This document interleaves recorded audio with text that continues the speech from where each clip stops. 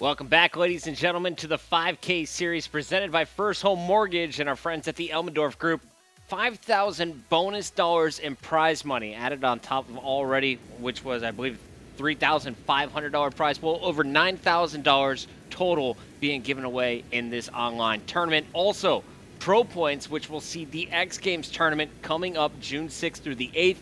If you haven't gotten your tickets yet, you can watch it live in person, Ticketmaster.com/X Games. Go pick it up 3 days, just $90. If you want to upgrade for another $100, you get an MLG bundle where you get over $300 worth of awesome swag. Let's take a look at where we stand in today's bracket.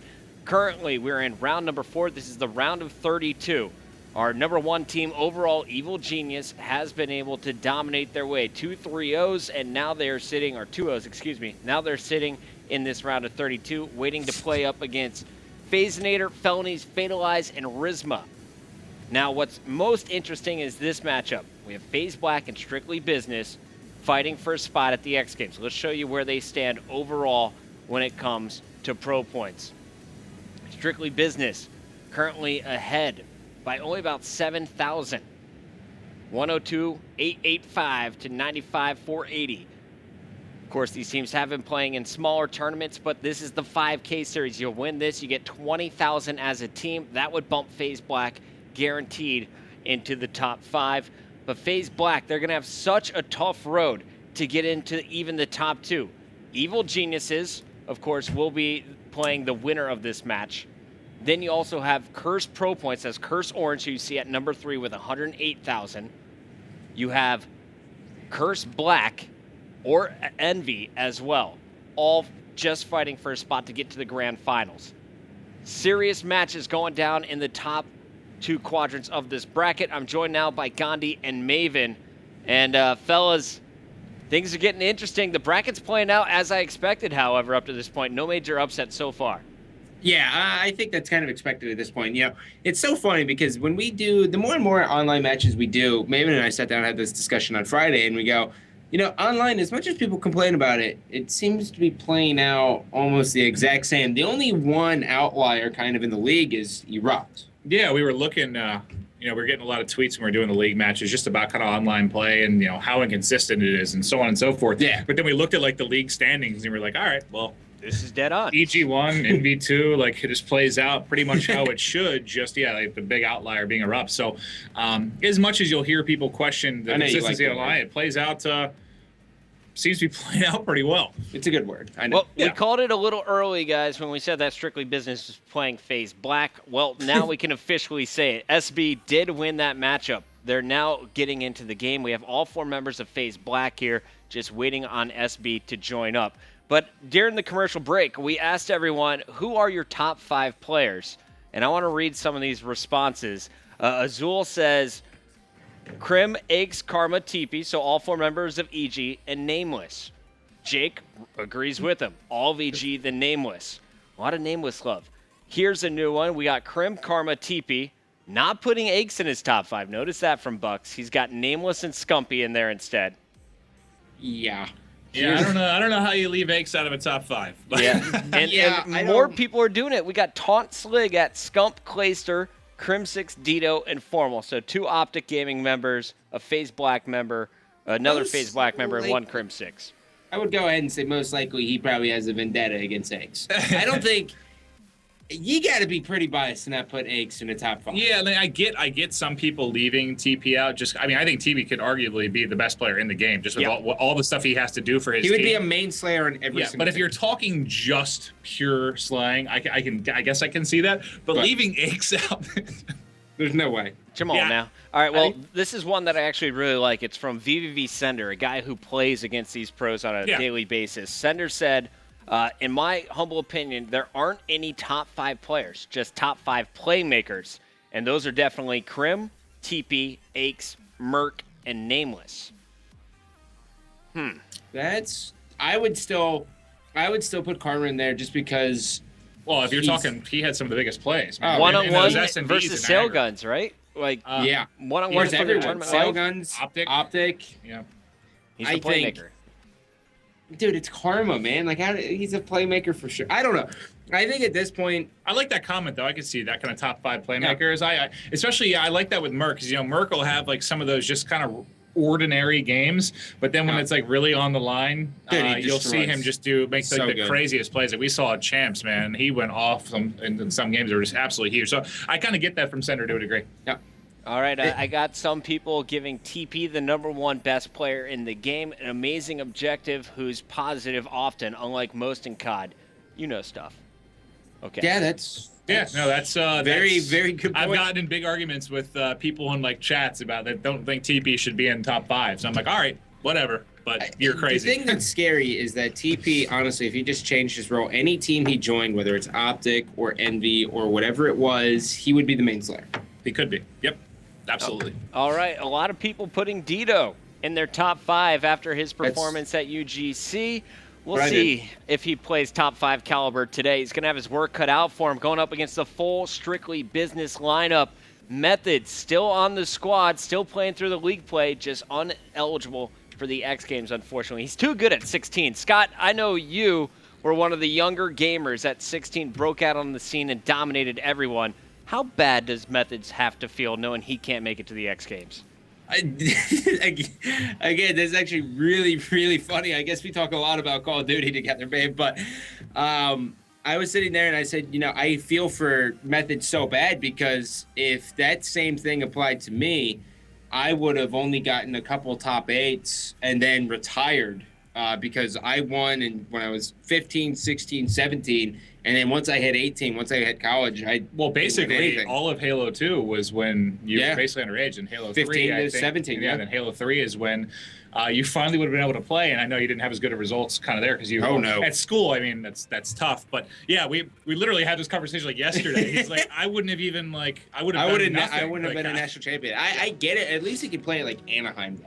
If he can play Anaheim too, that would be. I know, so that's good, but it's tough. But I mean, we had a long conversation about this during one of the shows. Kind of why that exists, and we get it. Lawyers is the reason that exists. Yeah, it's tough. What did Puckett say? I didn't hear. I said lawyers is the reason that exists. Yeah. Yeah, no, I certainly get it, but it's you got to feel for him at the same time. Oh, for sure. Yeah, poor guy. But they have a great pickup in FaZe, possibly playing for them at the X Games. But I like the fact that they're playing today with Methods, knowing that even if we don't get to the X Games, we could still make some serious prize money today. I mean, $5,000 to first place is not a small tournament victory. No, and with how much is on the line for them here, it doesn't really make sense to try and scramble stuff up with FaZe.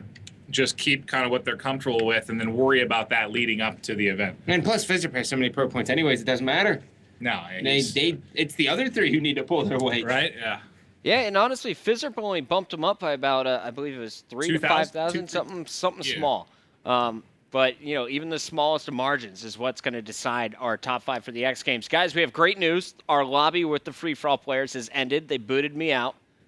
Now I'm waiting on the invite from Strictly Business. It might be that moment. If you're on Twitter and you're bored, make sure you're tweeting at Strictly Business saying, send us the invites. We're ready for this matchup. Guys, predictions coming into it. Full SB squad versus full FaZe Black. I believe SB has the higher seed. They will get more hosts in the best of 3.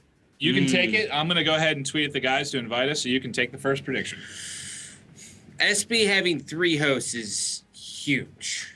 But, God, this is so tough, right? Like, on one side, I would really, I love the Strictly Business owners. I love Jay. I love the entire organization. I think they're all a bunch of good dudes. I also think their team's really good.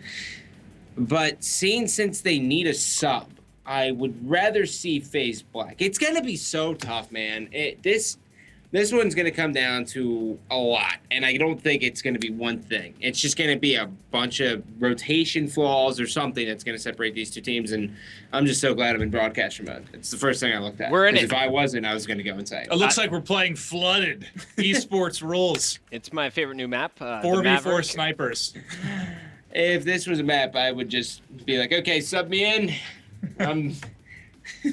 I like it. Okay, well, Formal has the coolest looking costume. Let's get into the game here, Ron. Okay. See this Formal guy sticking with his MTAR. Today, up against Strictly Business. You expect him to run any other gun but the MTAR today, Scott? Some snip snaps. Didn't we see him with the Vector a bit? Didn't he switch over a bit in Niagara? Yeah, it depends on the game type. There's time like Freight, he prefers to run the red dot? Vector with Vector. The Vecdart. The Vector. The Dark Vector.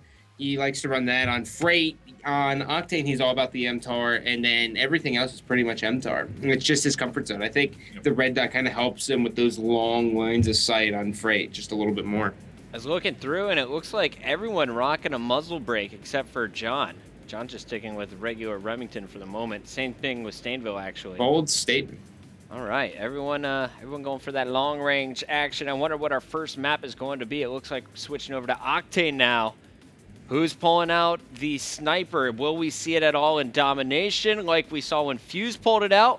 Is it going to be lots of Remingtons on the map like Cole likes to play, or is it going to be an Envy-style matchup where they like to run with quite a few subs? Well, FaZe Black is a big fan of letting Saints and Dito kind of run the ARs, and then Formal and Sensor kind of just run around with the subs. There's going to be a decent amount of smokes, but really the person I want to watch to see how he plays it, and it's not like to highlight him, but I want to see if Formal's actually going to be going for those neutrals on A, just because, over the past couple of days, maybe we've seen him kind of just become so aggressive, like in blitz and everything. So I would expect him to attack the home flag a little more. Yeah, I think we'll see two to 3 AR play out of everyone. I don't expect to see any sniping. Definitely, if this was S&D, maybe even two of them, we'd see Dito and Formal do that quite a bit. But I don't know if that's going to be the S&D for these guys. Now, Puck, are we into 5 games now or 3? There's still 3, I believe, in the round of 32. Yeah. Holy jeez. Pressure is the key word here, guys.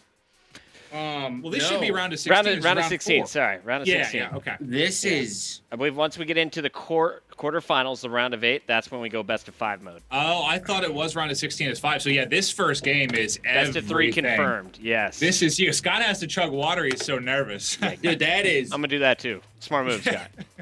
Dude, that is crazy. And SB has more hosts. So, I was going to ask who had the host. Yeah, it's SB. If you paid attention, you would have known versus that 9, Maven. 8 versus 9. So very close matchup between these two squads. I'm excited. That's all I could say. Because honestly, we've seen TK. They lost their first game on host on that domination. It all depends on the map. I don't think Octane is the map you want to pull off host. But so how will it play out then? I mean, they basically kind of pick who does which, as far as what each gets one respawn. I think it's because the S&D. I don't think host is as huge of a deal. Well, you got to benefit you got to reward the top team anyway. So, but then again, would you want them to have 2? Well, my question is, you can't take both respawns as a host, correct? Or can you? No, I think you can. It's all about that veto system. Okay, that's what I was wondering, if you could take both hosts as a respawn, or on the respawns. I wasn't really sure. Yeah, but all right, well, we'll have to see how it plays out. I'm confused as to why they would let. If FaZe Black knew that if they were against 2 hosts, I'm surprised they let Octane kind of squeak through that, because you have Stainville on the one side. Like, he has a great host, AR but is ridiculous. Methods has a very good AR. So whoever hosts for SB, I'm assuming it won't be Stain, because his connection's like 100 and 300. Then this is going to put, not to highlight him again, this is going to put a lot of pressure on Formal, because is he the only West Coast player kind of in this? Stain is. Stain's West Coast? But he has... Super, God internet. He has 100 upload and 300 down, So John's in Florida, Spacely and Methods, pretty close to the New York tri-state area. Okay. Stainville, opposite coast. Formal, opposite coast. I believe Dito, Sensor, and Saints all around the Midwest. So... Okay, all right. So it's going to be pretty similar then. Dito and Saints are, I think, right up in Illinois above us. Let's go hang out. Chicago. What's up, Dito? Take some selfies. Yeah. I'm taking selfies over here, by the way. You guys can't hear it, but it looks good. Oh, I bet it does. Yeah, it's a powerful selfie. I'll tweet that later. All right, so matchup. We know the map. We know the players are arguing. Why hasn't this one started? Ron, I demand you smack them via your Twitter and your GB admins. Just tell them whoever's host, they forfeit map 1. We'll get this rolling real quick. I'm looking through at kind of our NA COD League stats because I think that's a really good indicator of how these teams are performing. They faced off against each other, and FaZe Black is pretty high up there. They're 10-6 overall, but when you look at the map wins, one thing that really kind of jumped out right away, 38% map wins on Blitz. Not good, but they make up for it in that domination. So the real question is, how do they perform in Search and Destroy? 65%. We talked about Dito's strength in S&D at UGC Niagara. Who's going to take game number 1? Honestly, you got to think that it's FaZe Black by looking at that number because SB, they've been struggling in the online league with just 37% win rate in domination. Yeah, and I think this ended up being the 5th-6th at Niagara too, so this is also another big matchup here. Yeah, what did that play out? Was it 3-1 FaZe Black? I think it was 3-1 FaZe Black, so with the substitute. So technically, if you look at it like that, FaZe Black should have the upper hand, but I really don't know. Anyways, taking a look here through it all, 2 ARs for FaZe Black, and on the other side, 3 ARs for Strictly Business. Puck, well, who are you starting with here, man? Oh, man. I want to see Dito, to be honest, off the break. Okay. But also, I want to see someone who's not grabbing A. So is Dito going to get up top? Is he going to grab the home flag? We'll switch off him if not.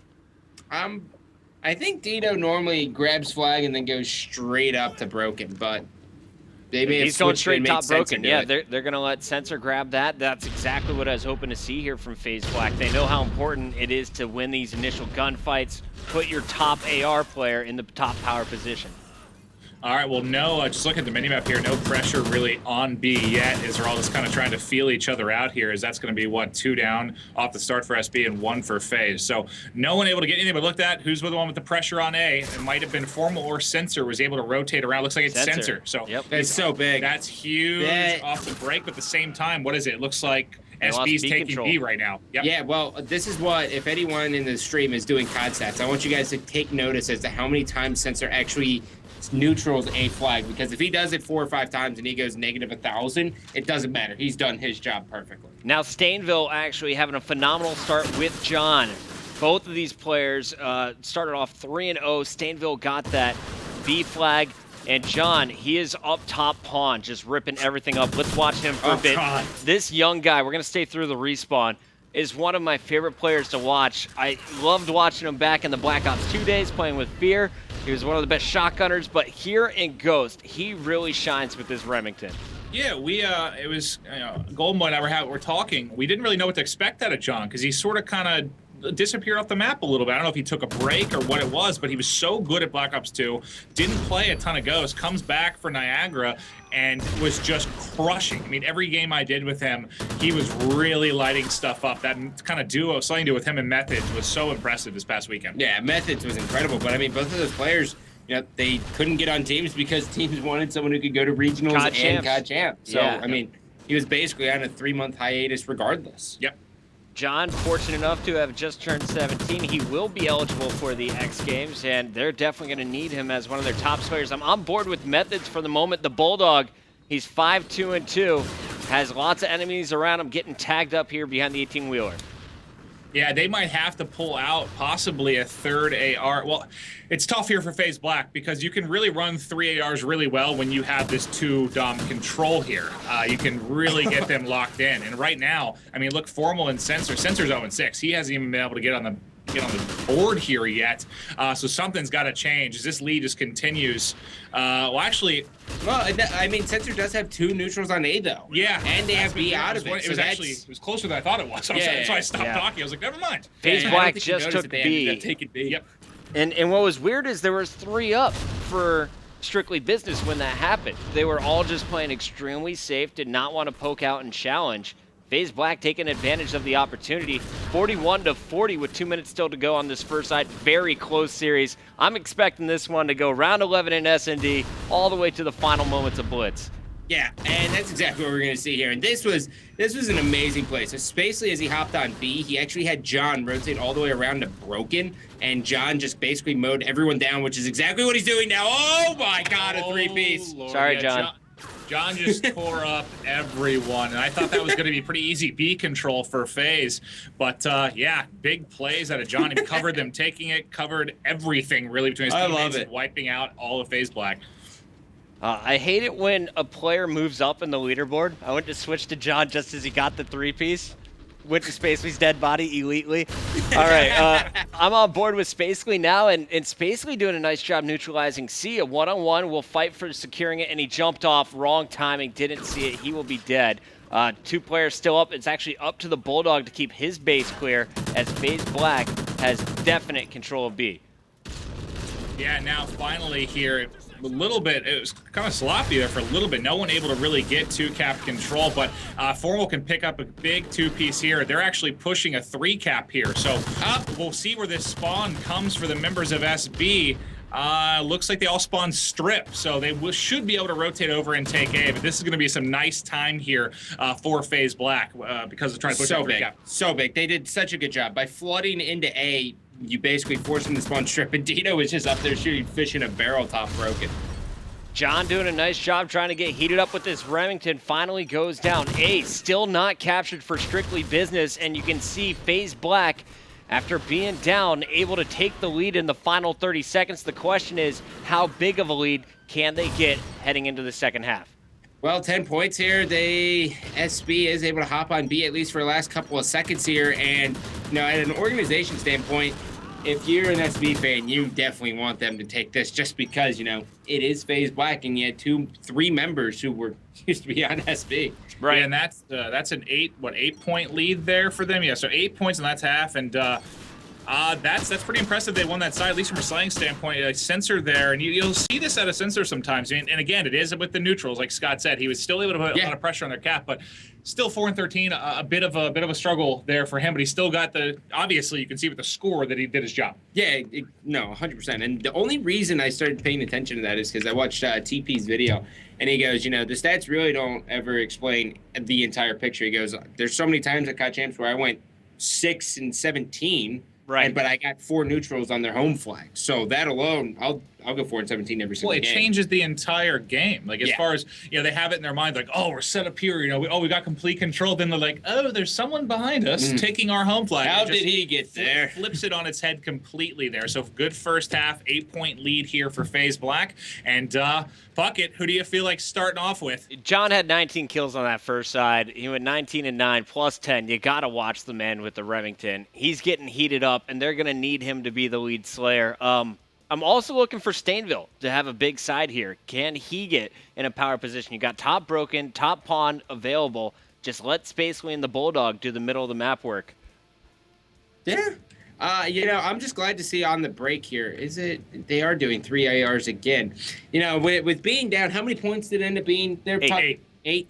Being down like 8 points, I guess you really don't have to worry about pressure too much, just because 8 points is absolutely nothing. But if it's like 16-20, you want to break off with 2 subs. Yeah, we'll see other play. This is just such a nice matchup, especially on this map, because you have really some of the best ARs. I know you talk like Clayster, maybe being the best, but Saints, I'll tell you what, Saints has a top 5 AR to me without question, really just top 5 slaying, period. And on the flip side, Stain sometimes gets knocked a little bit for moving slower than he maybe should sometimes, but his AR is ridiculous. Like, the guy doesn't miss when he's on, so this is going to play out incredibly. And John is going to be sent left. You see the early pressure is going to be caught by Stainville in the middle. 2 big kills from Bulldog and Stainville. Now they're able to get that control of the middle of the map. This is a really great start for Strictly Business. How long can they keep this B control?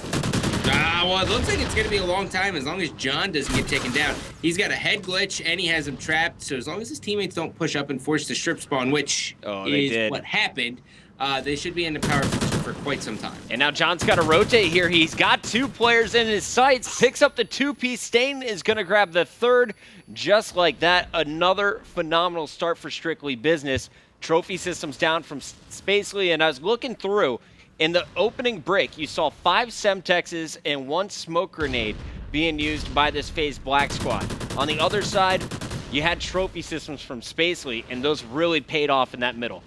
Yeah, I mean, if you're going to hop on B, especially if you're going to do it solo, I mean, you really got to have some trophies. And now John's going to go for the neutral. No trophies here. He's going to be cleaned up, but he did get the neutral. That is going to be a big play here. But as you look at it, SB, 3 guys down. Spacely falls as well, going over to Stainville, who's trying to play some base defense. Opponent in his base going for the capture. I believe that's Dito capturing A, and it's Sensor constantly behind enemy lines, being a nuisance now in the middle of the map. Yeah, Formal had a big battle up at C. If he could have won that there in neutral at C, it kind of would have counterbalanced everything that SB did early. But that was big. What was that? 4 down there for SB. So Sensor just killed 4 people, guys. I think he matched the number of kills from the first half. yeah. As long as he, dude, I'm telling you, man, that's. Everyone always asks, like, oh, who needs to go off for for FaZe Black? Is it Saints? Is it Formal? Is it Dito? I go, no.